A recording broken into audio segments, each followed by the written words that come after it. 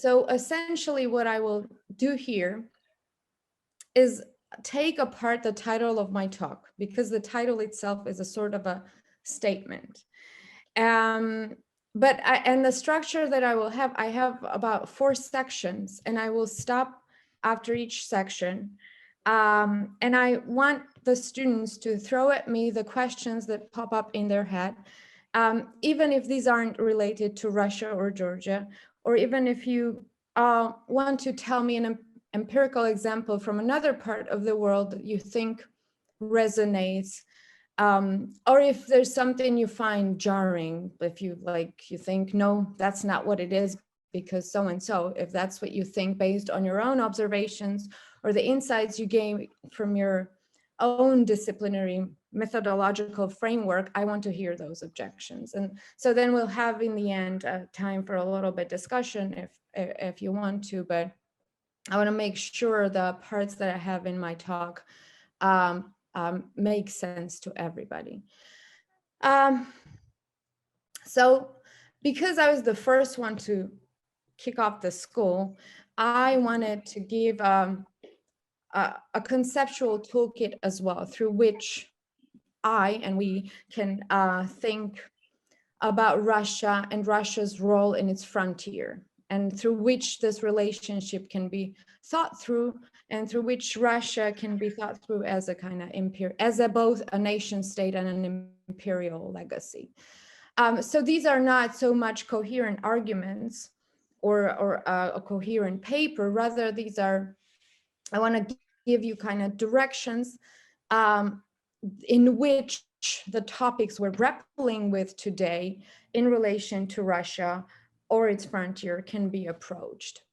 So I have these 4 terms in my title: identity, anxiety, small country, gaze, and Russian imperialism. And these can be talked about in both empirical terms, but in conceptual terms. And because I'm an anthropologist, we always think through the empirical case studies about the concepts.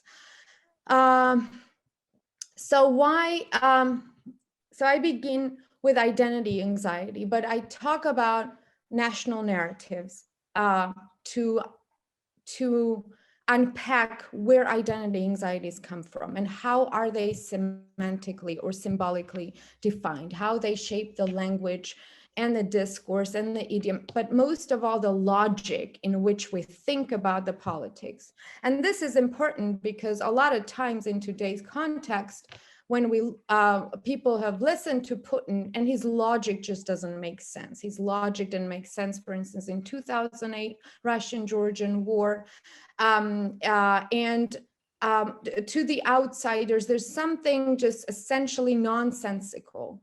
But if we think about the political logic in terms of cultural semantics, a lot of times they make sense. And they make sense in terms of the national identity narratives that any particular group or society or culture or nation has. And in those terms, Russia's Putin's, for instance, logic makes a lot of sense. And you will hear, I think it's tomorrow, Professor James Wertsch's talks on the power of national narratives, and you will see kind of in more depth how this makes sense. So then I will talk about small country, because I want you to go back and forth at looking at Russia from the perspective of its frontier, and sometimes looking from the small perspective at a big thing can give you an insight that looking at it from top down cannot. And a lot of times, if you've been in Georgia for some time, you would hear this: we are a small country as it is. This category of smallness comes up in Georgian political discourse all the time, in a just mundane rhetoric, in ordinary speeches. And it could be a pivot or a premise to a lot of things that people either complain about, or it could be part of this part of a national pride as well. So I want to talk about how this small country, not as an objective category of like geopolitical order, but as a cultural category, as an what anthropologists call emic category, comes up, and when it does, and why is it important. And then I want to talk about the concept of just gaze, like, because I have in the title, under the gaze of Russian imperialism. And a lot of times in post-colonial studies, we look at how national identities, political discourse, they're just a daily life of politics, social and political dynamics is shaped by how the colonial subjects are looked at and defined and understood from the imperial centers. And I want to come at this from the perspective of Russia's imperialism itself. So I will, and the outline or the core or the principles that defines Russia's own identity narratives that have their roots in Russian imperialism and that have defined the logic of Russian, in my sense, and you can object to your Russian political stances. So I will talk about gaze and Russian imperialism interchangeably, not in a very orderly manner. So when we think about anxiety, we talk about this term a lot in terms of like, I'm anxious, you say it's kind of synonym of worrying, but here I'm thinking about anxiety in a very different term. And I want to explain this a little bit because it relates directly how I link identity and national narrative and a political process to one another. So anxiety is in a sense, this is a worry about the future, right? And a lot of political discourse and process is about the worry about the future. But in terms of this order of nation states, it's a worry about, in political realm, it's a worry about the state of the nation state. But essentially the source of anxiety about the future, it's not just a random worry about the future. It's a kind of anxiety, destabilized sense of self that is projected on the future in terms of, because there are too many possibilities, too many scenarios that can play out, or just too radical scenarios that can play out. But its source is essentially one's own identity, destabilized identity or uncertain identity, or identity that it oscillates between two versions of the self. And this will make sense a little bit when we talk about Georgia's national narrative and Russian identity. So then anxiety can manifest itself in a lot of things. In political logic, is one possible realm, in behavior, in language, in like collective anxiousness, but also in the ways which like nations strategize about their futures. So why do I talk about the identity anxiety, and why do I talk about anxiety at all? Because as I said, identity anxiety that is sourced by things like national narrative, like the answer to the questions who we are, and we know these are not in any nation state, these are not fixed in.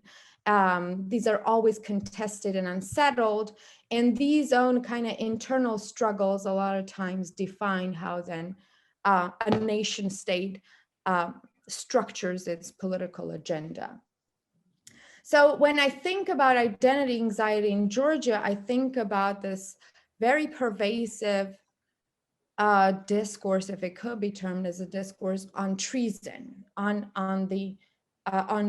Georgians themselves being collaborators with the enemy, on just prevalence or the possibility that Georgians themselves will betray the nation. And this, of course, comes up a lot in the context of Russian-Georgian relations. And this, and there are several instances, distinct political contexts in which this becomes very intensified, very mobilized, and then it kind of swallows up the political language, and then everybody talks about treason, like you are a traitor, no, you are a traitor. And you can find these in parliamentary discussions, in ordinary discussions, and just every kind of conversations that you listen to. And one of the examples that I talk about when I talk about treason in my work is this. It's not so much a representative example as it is just a very specific concretization of the case that I have in mind. This is a document, well, this is a publication, a small brochure published by Nutsa. If you know a little bit about Georgian politics, he was an active political figure in during the liberation movement and after the independence. He's also a philologist and a historian or a literary scholar. And he published this document, the document of a great treason, in 2004. So shortly after the Rose Revolution, when again the country is kind of steered, when no one can agree on which course the countries should take. And I don't want to bore you with the text inside, but this text is about documents the parliamentary session in in which Georgians voted to join CIS, the Commonwealth, the Commonwealth that Russia established right after the dissolution of the Soviet Union. And it was assessed here as a great act of treason. So he lists everyone who voted against or for the resolution. But in the introduction to this document, he has this very elaborate elaborate narrative about how this treason is not just a incidental act that just occurred now in this context, but how this is something that has prevailed in Georgian history, how it has defined the historical process itself. And then he talks about the people like the treason against Ilyich in the 19th century, earlier in the Georgian history. And treason is something that is inherent essentially to Georgian national character. So, and then I talk about treason then in terms of identity anxiety, because treason is part of the storyline that Georgians tell about themselves, tell about who we are as a collective body, as a collective identity. And it is directly linked to the ideas that Georgians have about their past and their historical path and the identity that is kind of ingrained in this narrative about the past. So I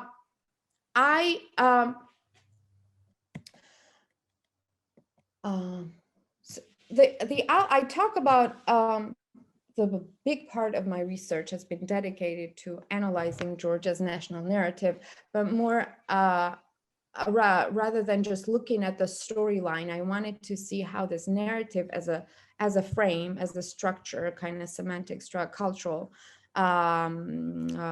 framework, how it defines the ways in which Georgians engage in political process and how the ways in which they participate in the political discourse and the ways in which the political discourse is itself defined by the logic inherent to the national narrative. And then Georgia's national narrative goes something like this, that Georgia is a small country that is from the, like, for 3,000 years or 4,000 or 2,000, depends on the narrative, has been trying to consolidate its territories and its nation state, but it's constantly interrupted, intervened, and thwarted by the outsiders, by the big enemies, like great empires like Mongols and Arabs and Persians and Russians, obviously. And so the way then Georgianness plays out within this context is that Georgians constantly resist and fight relentlessly against these big enemies. But also inherent to this process is this internal friction, the inability to unite, because we always have internal traitors who betray the national agenda in a way, who go against the kings or who go against the leaders, who collaborate with the enemy. So there are spies, agents, just unruly lords and so forth, depending on the historical context. So in the end, Georgians managed to preserve culture and their identity, but this framework kind of explains why for so many times in the political history of Georgia, Georgians were unable to maintain a political sovereignty. And so the kind of political sovereignty is set aside. But you can see how this narrative is not just about what happened in the past. This narrative tells you something about who we are as a collective entity. Like, what is the character that is essentially patterned through historical process, but plays itself out and then defines the scenario of the historical storyline. And this essential character of Georgianness, in which we always talk about nations, is defined in two terms, in two contradictory terms. This is why heroism and unity on the one hand, a kind of ability to resist, and on the other is kind of radical counterpoint is treason and internal friction. But these are not counter narratives. These are like two essences given as a possibility in Georgian collective body. And this is what gives birth, in my understanding, kind of logic inherent to this cultural schema that fuels or like feeds constantly into national anxiety of a post-colonial small country that is on the Russia's frontier. And then, so I want to stop here because I'm moving on to the section 2, and I want to use about 5 or 7 minutes for you to ask me questions, or if you have just any random resonating ideas, I would love to hear those. I somehow lost the view. Well, so would be good to give floor to our participants, although I myself have questions, but let others. So what you think? No one is provoked so far to engage? Yes, we see hands. Yasmin, if I say the name correctly. Yasmin, please. Yes, hi. I'm really enjoying this talk so far. And something that was coming up for me as you were talking about foreign invasions and this new colonial framework. I was thinking about the very positive but very specific popular social media content that is created by Russian tourists to Georgia, very much about, how to eat khinkali, how much they love the beach, things like that. It made me think of the Indian English colonial case, in which there was this sort of great love for the exoticism and vibrancy without a real understanding or appreciation for the culture in this sort of exploitive resource colony perspective. I was wondering if you had any thoughts about that in terms of how the average tourist on the ground kind of contributes to this conflict between almost being dependent on the Russian tourist money to support a livelihood, but also having that be sort of very much colonial in nature, neo-colonial in nature, rather. Nutsa, how you want us to proceed? We just have other interventions also, or you answer immediately? I will collect 2 or 3 and then okay. answer them together. Okay, then Georgi. Yes, hello again. I have one question. Can you say that this internal friction and this identity anxiety is the part of Georgian ethno-psychology, or so is it common with other nations also, or it just kind of individual, habitual part of ethno-psychology of Georgians? Thank you. Thank you. Well, I do not see other hands raised. Zura, but I do not see all participants on my screen either. So how are things? Any other question around? We don't have any other requests for now. Okay, then let me also give a question. Nutsa, maybe you will cover what I'm going to ask in other sections, but you know, these narratives, these ideas, this sort of identity reflections or representations, not always, but sometimes are based on truth stories, right? Somehow on some developments on the ground. So my question is whether these developments, whatever they are, some social, political, big events or small events or very personified stories, are mostly indigenous, homegrown, or are somehow influenced, provoked from the imperial center. So it's just very general question, but what you think about it? Some theories come to my mind saying that all related to security, to anxiety, developments are mostly local, and foreign forces can only manipulate with that. They cannot sort of export their desires unless there is something on the ground. So would you agree on that or not? Thank you. These are wonderful questions. And Sorry of to interrupt, but there is also one question in our chat box. So if you can see that. I cannot, for some reason, my computer won't open the chat box as long as I have the presentation on. So Zura, maybe you read I will us. read it aloud. The question comes from Nadavan. Are these narratives created to manipulate society?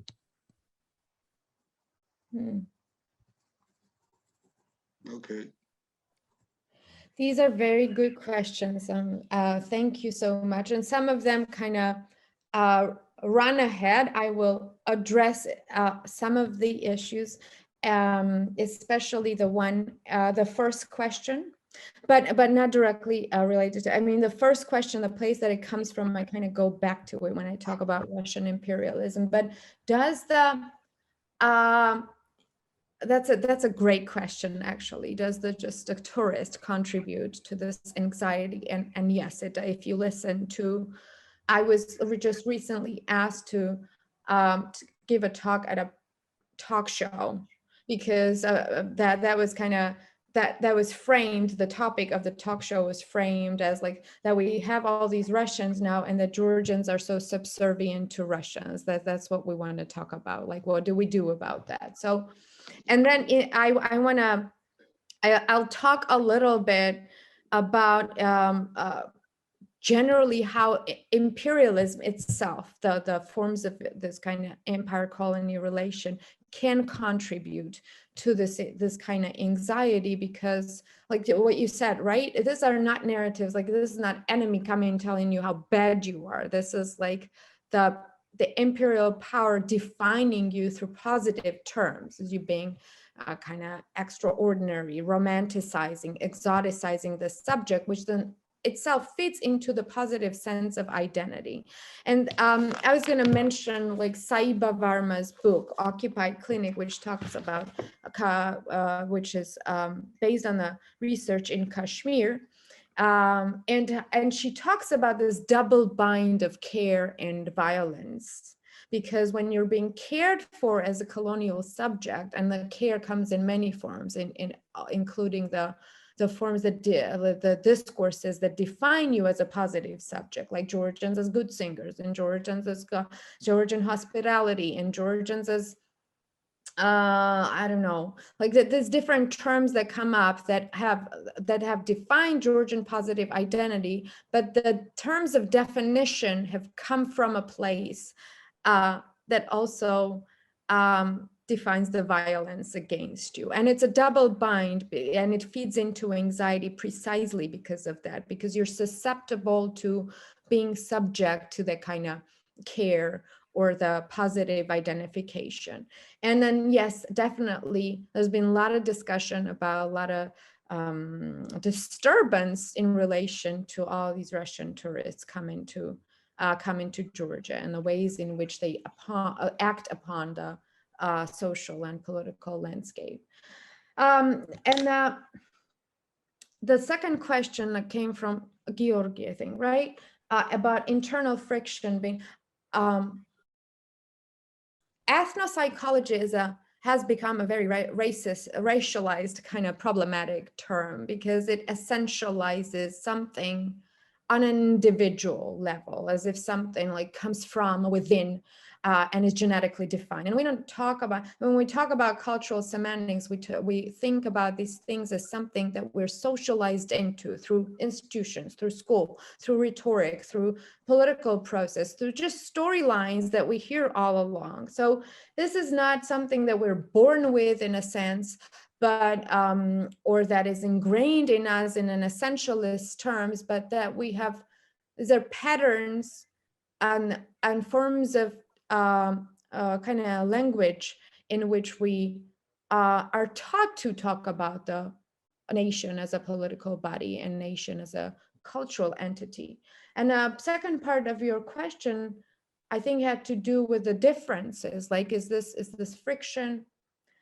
And the answer to that is yes and no, because I feel like looking at, for instance, American political discourse, Russian identity anxiety, there's always, it's a kind of setup that comes with the nation, with the paradigm of nationalism itself, because nationalism puts forth this utopian ideal of unity. And it just can't, it's just a utopian ideal. No nation, no group, no society, even if it consists of a couple of hundred people, can be united on all topics, on all issues, on all subjects. So different nations are divided in different ways.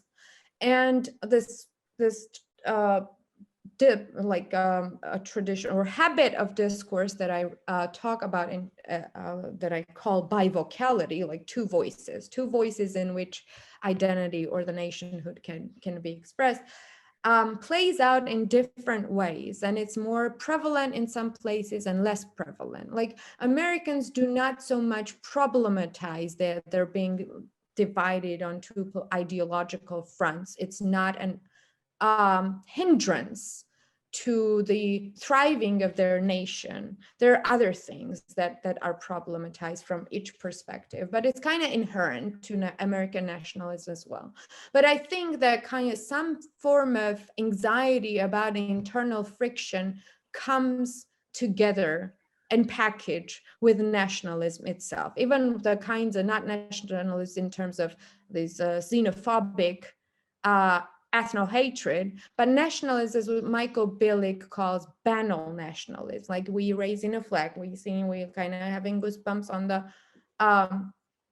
the anthem and so forth. Like, we are all engaged in banal forms of nationalism, including and then Russians have this identity anxiety that comes from a different place.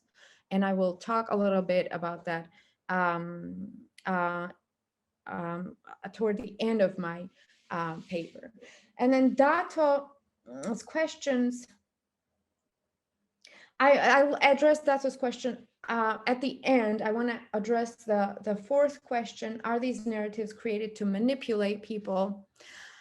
Well, I think that the Georgia national narrative, the way I have kind of tracked it down, originates from the at least, I mean, it's based on a lot of historical material, a lot of storylines that were there roaming in the intelligentsia of 19th century. In the 19th century, discourse already kind of frames Georgian peoplehood and Georgian history in terms of this duality, in terms of this dialectic between enemy and us being small, and then our internal flaws, kind of Aristotelian tragic flaws, and the forces beside us that define our historical path. So there's already given something there in the 19th century discourse that was built upon by the Soviet nationalist historiographic tradition and intelligentsia during the Soviet Union. And then in the Soviet nationalist policy kind of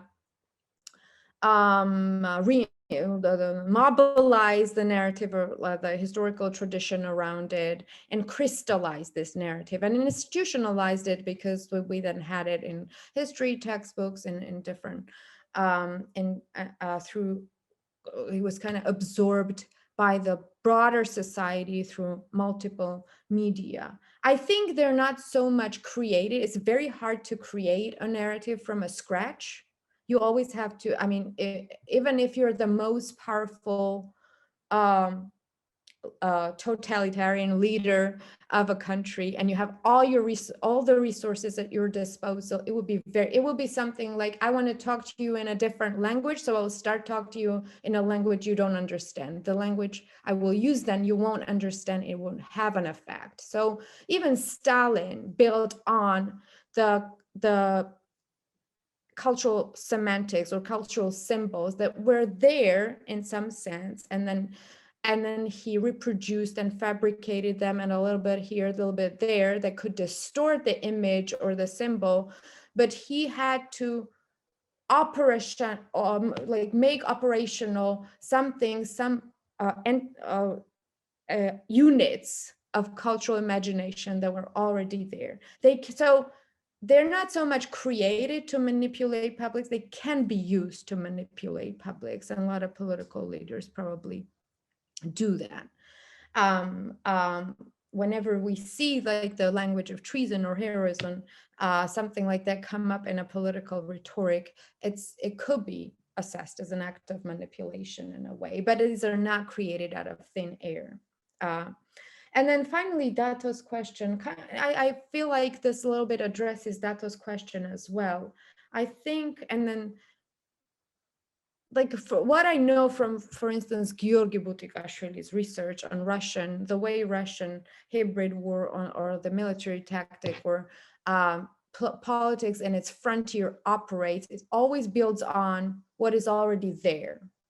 And then the question just becomes whether these narratives about traitors, or the habit of talking about traitors, has always been there in this intensity, or was it intensified or encouraged in some way by the Russian propaganda? And probably yes is an answer to that. But I feel like the right answer to that question is that these the stories that an empire or a colonizer or a political elite can use to manipulate people or to intervene in a political or social process is always weaved out of the material that is out there. But then, of course, you can not so much come up with something completely new, but a little bit twitch it a little bit, or twist it, or shift its logic in the direction. And we've seen that. We've seen how the radical populists or nationalists use the same symbols. I just came across recently a very vivid example of that, how the progressives or liberal youth and the radical nationalist conservatives kind of wave around one and the same national symbol to their own ends, and they share the meaning in some sense, but then the meaning of that symbol diverges in another, like David the Builder, for instance. If I have addressed, I'm sure I haven't fully answered all your questions, but maybe we can come back to some of those little.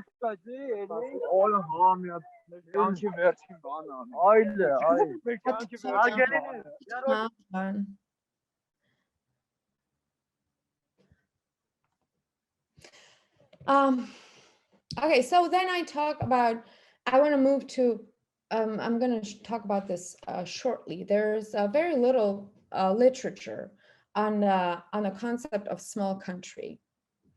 There's an edited volume by two anthropologists, Ulf Hodnertz and Gingrich, on small countries, and they talk about smallness as both an objective and as a subjective category.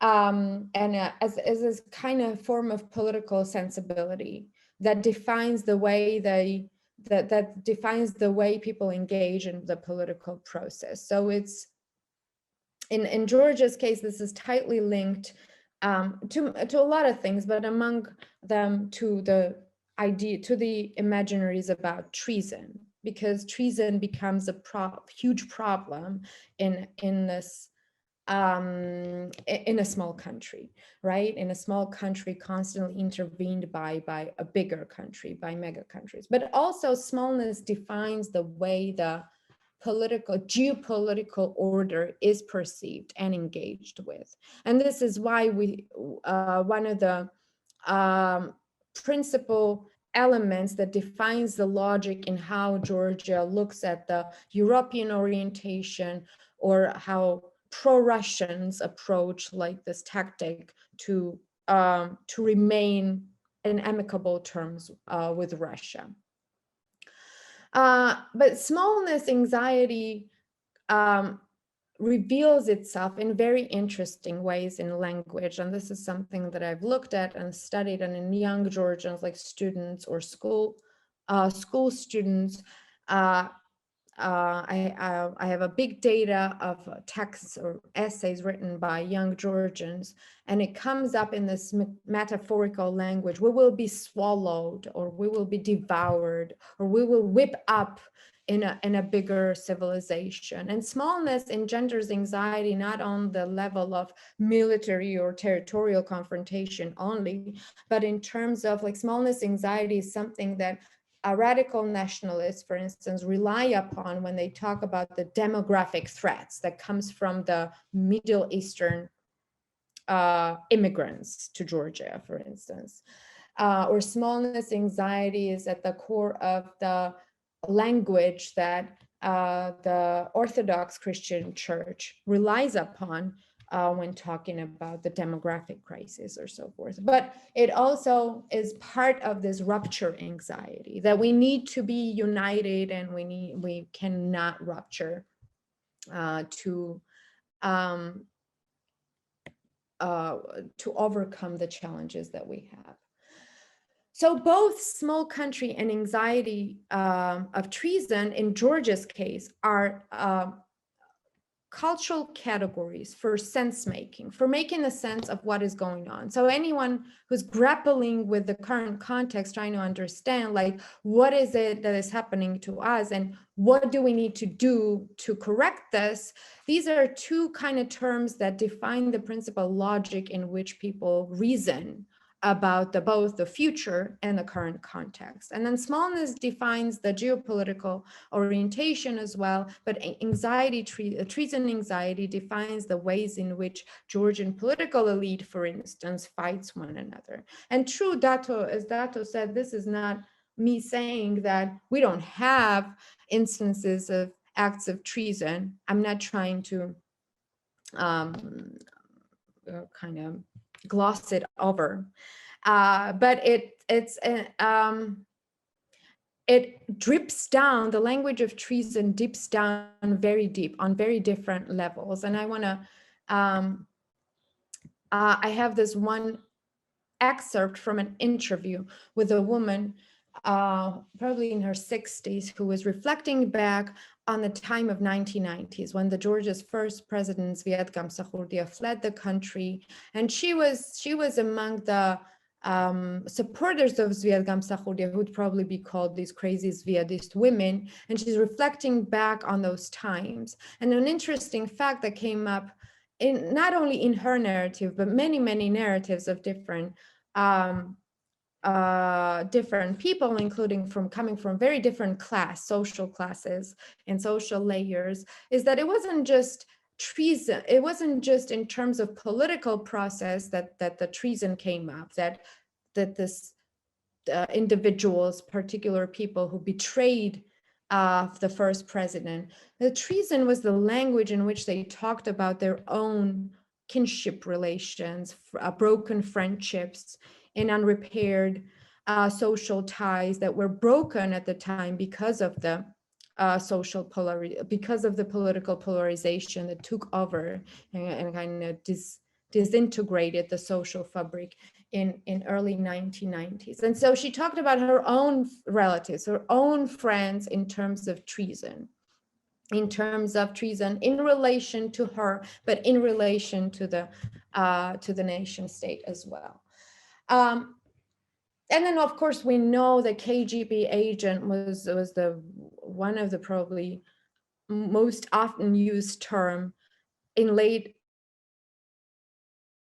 socialist period during liberation movement, and probably many of you may remember this trial of dignity that was all about KGB agents and treason, but also after independence. And each time you see a kind of crisis intensifying during the war, during any kind of intervention, this language of treason intensifies as well. So this is, for instance, a reflection from a saleswoman on Vokzali market who was asked by we did an interviews on the memory of 1990's Tbilisi war, and we wanted to see how this what is termed in memory scholarship as a difficult past. It's a difficult past not only because it's traumatized, but it's not settled into a clear narrative. There's no clear, settled, agreed upon a storyline where the wrong and right is. So there's no political morality which the nation agrees upon on what happened in early 1990s during the civil war, Tbilisi war. And whenever you have this kind of difficult past, there's always a difficulty in conveying the story, in remembering. Basically, forgetting is as much about just not wanting to remember something as it is about not knowing how to remember something. But what came up again and again in reflecting about the early 90s from different kinds of people is that instead of telling what happened, what they remembered happened, because we all were part of this, these developments in a way, there is just very broad, sketchy narrative about treason that came up again and again. It didn't so much define which side you were on. You could have defined what could happen in terms of treason on both sides. And so this particular woman, for instance, talked about Tbilisi war as an act of treason and how his own men betrayed Zuya Gamsahurdia. And of course, this then there are a lot of examples. It's coming from the political elite itself.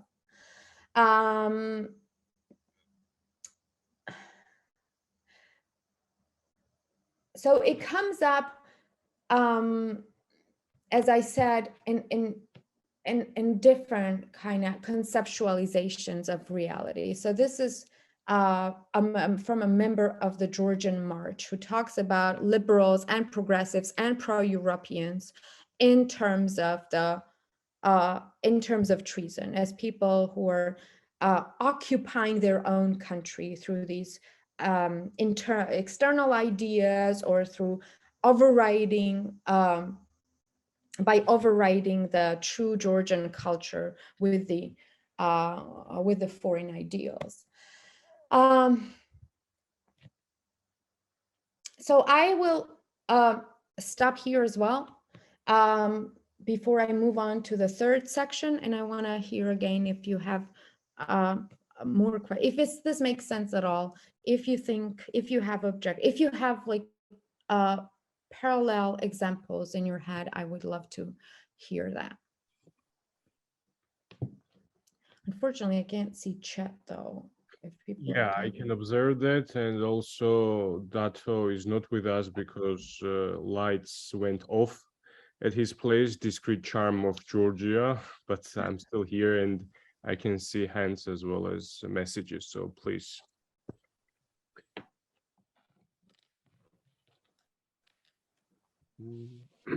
I think that we don't have any questions at this point.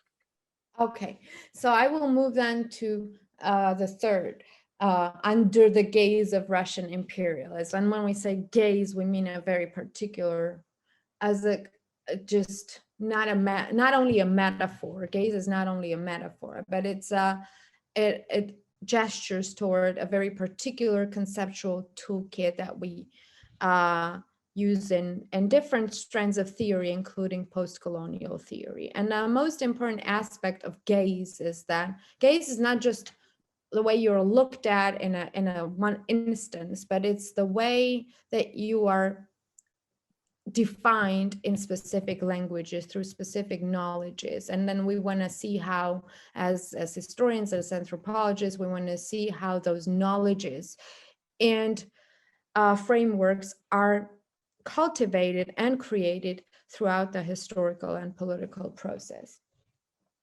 But the gaze also, on the other hand, can be seen as from the perspective of the post-colonial identity itself, as this constant anticipation of violence and the absent presence of an imminent threat that Brian and Knight call, because the way usually the relations between empire or neo-empire and neo-colony play out has something to do with this absent presence of an imminent threat, that there's a threat that you cannot put your finger to, but there is one. Or that the threat that is out there, like occupied territories, for instance, can constantly contested and debated in terms of what really happened. Like, is it our fault? Or is it, did we do something wrong? Or is this really not good? And it becomes critical in this current moment, in this current geopolitical moment, right before if we talk about the moment before the Russian-Ukraine war, because the general, like, international narrative is that the imperial order has ended, and we've moved toward the end of the nation state order, and we're somewhere else. So you cannot have non-pragmatic leaders who just want to invade countries, right? And this kind of made sense up until recently, but it also didn't resonate with in places like Georgia, right? So, but what it does, it fuels this uncertainty about the threat itself and the nature of the threat itself. And then it's experienced as a gaze that is out there that looks at you, but you don't know if the kind of Lacanian anxiety engendering, you don't know if this threat is going to materialize itself. And when it does, if it's going to be your fault, or just because there's an essential agenda that is out there at the center of an empire. But here I want to talk more about the imperial gaze. The imperial gaze is an interesting concept through which we can look at how colonial subjectivities are created. So how colonial, and you probably have encountered this strain of literature that talks about the colonial subjectivities a lot, and you probably know of when we talk about the empires, the first thing, probably one of the first things that that we mention, especially when it comes to Russian-Georgian relations or British Empire, is Edward Said's seminal book on Orientalism. And Orientalism is the kind of gaze that defined the colonial subjectivity, that described it not in negative terms, not as not only as brute and uncivilized and uncultured, but also romanticized, poeticized, and exoticized its own subject. So there's a big body of literature about Russian imperialism, Russian Orientalism itself, that played out at its best or worst in the Caucasus, toward the Caucasus itself, because Caucasus gave Russia the domain, the same. Hold on a second. But I want to, before we engage into Russian imperial gaze, I want to talk about how the imperial logic itself has been defined by Russia's own identity anxiety. And here I'm not going to get so much into the into its analysis, as much as I want to point the directions toward specific set of literature that talks about Russian imperialism and Russian national identity as well. So there's this famous quote that has been roaming in the internet as well in different times about Russia, that there are two Russias. There was the first Kievskaya Rus, Russia of Kiev, and then Russia of kind of Mongolian Russian. So there's an idea within Russian culture that Russian identity is itself sourced through or founded upon two counteracting essences, two distinct essentials of identity, and two civilizational forces that are essentially in conflict with one another. And that is this European civilization on the one hand, symbolized by Kievian Russia, and then there is an Asian kind of brute, uncivilized civilizational force that Russia was founded upon. And it seems like people who know more about Russian identity and who've researched it, the Russian national identity and national narrative comes from this place of bivocality or duality that we do not hear so much as we hear in Georgian political discourse, but it does play into anxiety about who we are, or it does define kind of logic of the political agenda in some sense. For instance, Leah Greenfield, who's a very famous historian of nationalism, has this trilogy about nationalism. One of the books in this trilogy is 5 Roads to Modernity, and she explores different historical cases, including French, English, American nationalism, and Russian nationalism is one of them. And she tracks down the emergence of Russian national identity from the times of Peter the Great, when Peter the Great puts forth this ideal of the European Russia, right? And her argument goes something like this, that so at the moment, so this is the birth of modernity for Russia. This is when the national identity as such, or national narratives, can be engendered in terms of, as we understand it, in terms of the birth of modernity. And at its core, she says, at its inceptive moment, Russian identity was infused with two kinds of sentiments. One is that Europe is this ideal that we want to be like. But essentially, she says, Peter the Great's project failed. He did not fully accomplish it.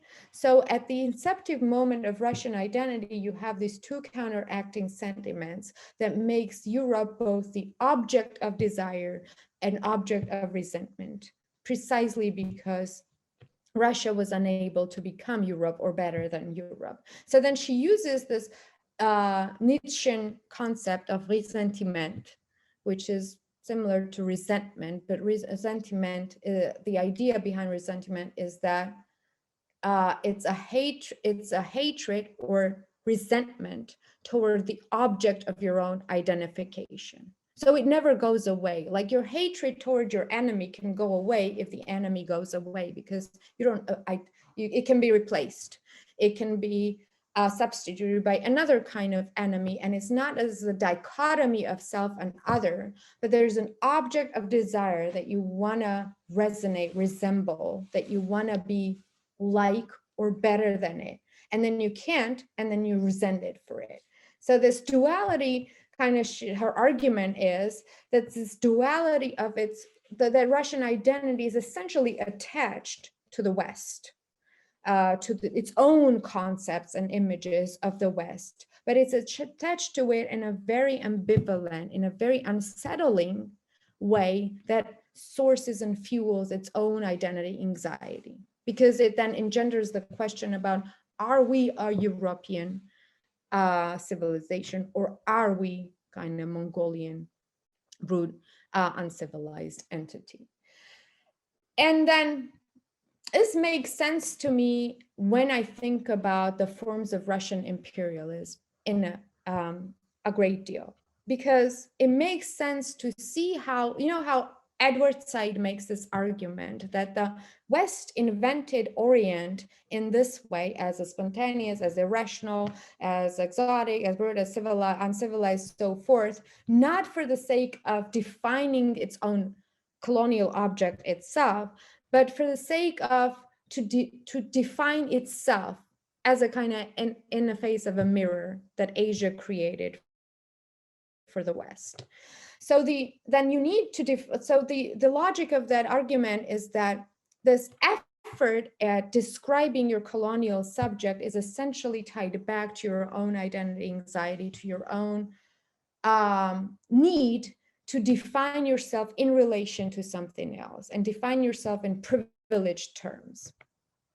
And the 19th century imperial discourse, then we see how Caucasus emerges as this Oriental other for Russia. And there's a lot big literature that talks about Russian Orientalism in general. And for instance, this book, Russian Orientalism itself, whose author has the longest name ever. And I won't spell it here because you won't remember it anyway, but you can look it up, Russian Orientalism. It also traces back Russian Orientalists to Peter the Great's project of making a modern entity out of Russia. But then there's also a literature that talks about Orientalism, Russian Orientalism, specifically in relation to the Caucasus. And Susan Leighton's book is one of the very famous ones, but also Austin Jersil's exploration of where he talks not only about Georgia, but Northern Caucasus and Shamil's figure and the whole project of exploring, defining, and disciplining the Caucasus during in the 19th century. And Susan Leighton Susan Leighton's exploration mainly is that her object of study is literature and poetry, including Pushkin and all these famous Russian poets, how they describe the Caucasus and how those descriptions then engender and images and symbols of a very specific subject, which is not necessarily negative or demeaning, but in a way, it always defines Russia against it as itself a civilized, a subject and a privileged subject. But what these descriptions of the Caucasus did, and I mean, it's going to take forever because I have a whole course that I teach about this, and I'm going to do a module that goes on into how these forms of imagination, the symbols, the language in which the Caucasus was described in Russian poetry and literature and political discourse, then was absorbed and internalized by the colonial subjects themselves. And Georgian intelligentsia have found a very effective way of positioning themselves between the brute North Caucasians, who were also Muslim, and the civilized empire, who was Christian, as kind of intermediaries that were both civilized and under-civilized at the same time. And this is, in my reading of it, this in 19th century discourse, this bivocality makes sense in that terms, that we're both civilized like centers of an empire, because we have this huge history of Christianity, we have medieval tradition and so forth. And so in that way, we're distinct from the Caucasus, from the Northern Caucasians, from the mountaineers, from our own peripheries.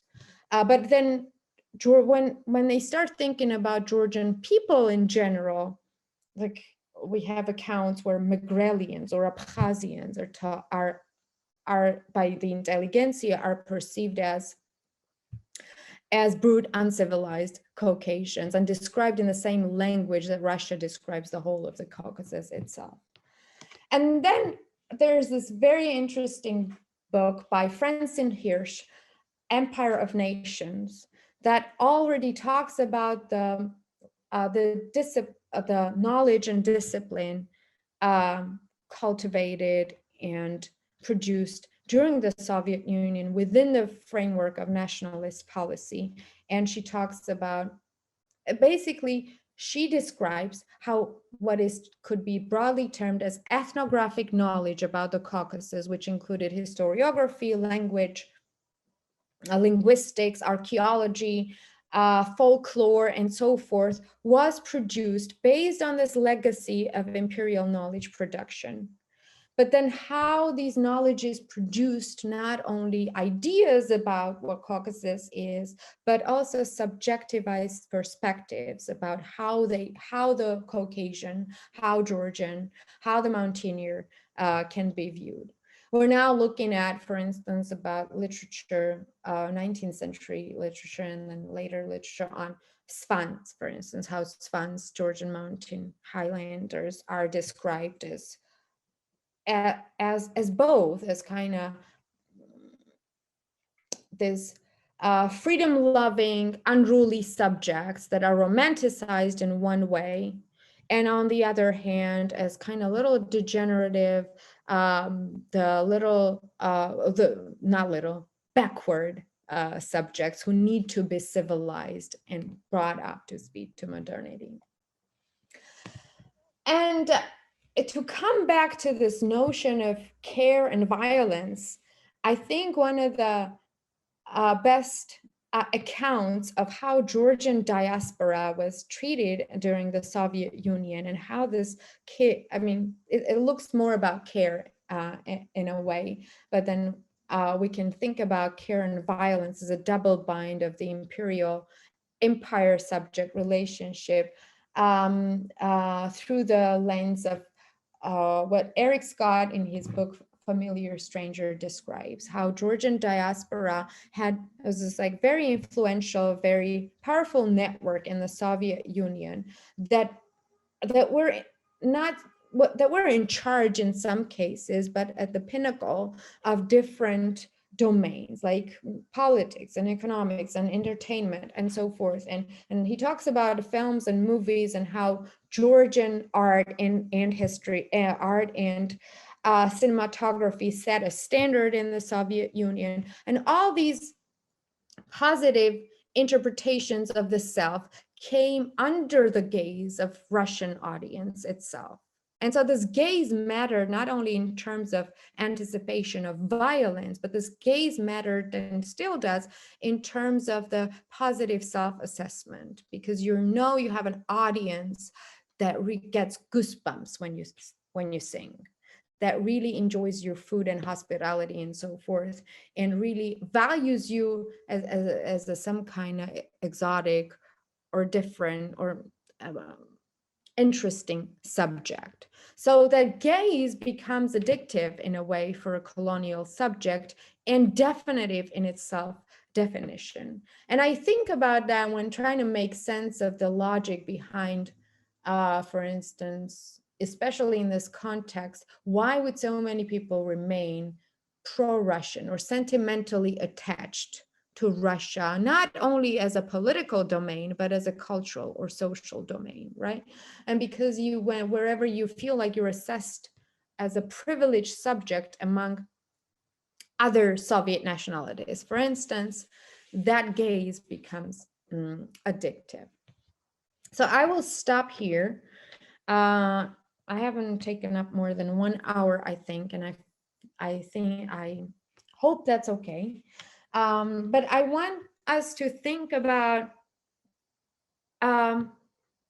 maybe think about the current context and how the political logic of the empire prevails in seemingly non-imperial political order, geopolitical order.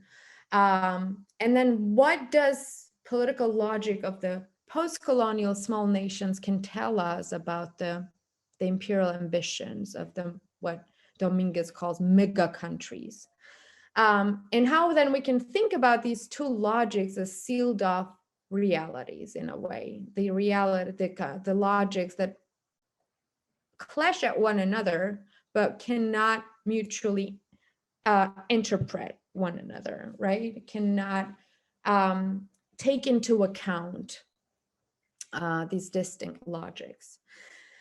I'll stop here, and I hope you have some reflections for me. And it's interesting for me that as another part of the world, I showed you this book by Saiba Varma, because she describes how the language of treason and betrayal defines not only the discourse among Kashmiris because of this constant anticipation of violence and militarism coming from India, but how it defines the individual sentiment, individual existential conditions of an individual.